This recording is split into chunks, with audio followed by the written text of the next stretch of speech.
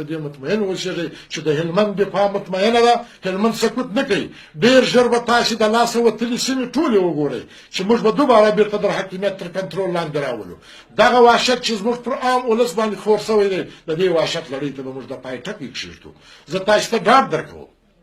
تبلیغ نه دی احساسات نه دي مخالفین دي هم دا غلط نه ارزوي دوی دې په دې پوه شي چې په دې هلمند کې د وطن هغه بچیان پراته دي هغه بچیان پراته دي چې تا ته به داسې درس درکړي داسې درس به درکړي چې د ټول وخت دپاره به د ځان سره یاد وساتې چې زه د ملت تباهي چې غواړم د خپل ولس تباهي چې غواړم سړکونه په اشتراک په بلدوزرو باندې اړوم پلچکان په بمونو باندې الوزوم دا ملت بیا سانم په بمونو در سره الوزوي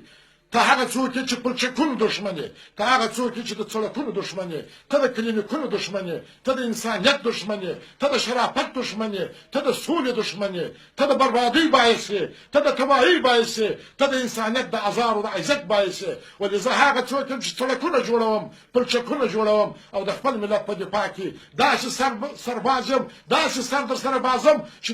لکه پلچک چې الوزه خپل سر داسې په بمونو کې در سره الوزوم تر څو زه ستا ته او ستا هغه امیانو ته دا درس ورکم چې تاسې دا ارمان ته نه رسېږئ که دا وطن و دا د وطن بچیان وه تاسې به قطعا دا ارمان ته ونه رسېږئ درست دی زحمتونه به وګالو قربانۍ به ورکړو شهادتونه به قبول کړو ولې په آخر کې کامیابي زموږ سره ده زموږ د عزم سره ده زموږ د تصمیم سره ده په دې اساس باندې چې الله زموږ سره دی عقیده مو راسخه ده ایمان مو راسخ دی رښتیني یو فقط و فقط خدمت مو هدف دی په ټول هلمند کې نه تعمیر لرم نه خونه لرم نه هغه ملاحمنان یم چې د غلو په راز کې مې ځان د والي په صفت تعین کړی دی او په یوه ښځه مې طاقت نه کېږي پنځو ته یې رسوم شپږو ته یې رسوم اووه ته یې رسوم په عوض د دې چې د هغو انسانانو په اختیار کې پیسې ورکړم چا چې زما په کومنده سرونه باد کړي دي د هغې ورېندارې دروازه ور وټکوم چې ورېندارې ستا زوی خو زما په خاطر قرباني ورکړل ما ورته وویل چې ځان مړ کړه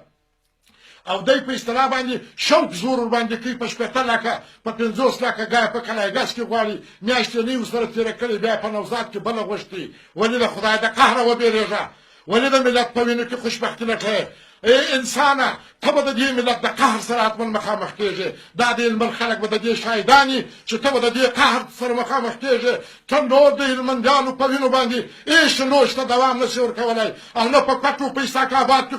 کلاوي په جوړولی شي منتظر د دې واوسېږه چې هر څه به درسه پاته وي او ته به د خاورو خرګا کېږې د جبار ته هېڅ شی نه پاکېږي جبار نه بلډینګونه لري نه کورونه لري نه جبار ښځې کوي نه جبار عشقونه کوي جبار د خپل خدمت مزدور دی د خپل ملت مزدور دی د خپل خدمت د خپل ملت خدمتګار دی او زه به په ټول توان سره تا ته داسې درس درکړم چې ستا به تا ته زه داسې ماغزه په سر کې راولم او زه پر هلمندي ملت غږ کوم چې هو هلمندیانو مقایسه کوي جبار و منان سره چې آیا منان په عشق باندې روان دی منان په اسحاق آباد کې په کلاو په کورونو کې روان دی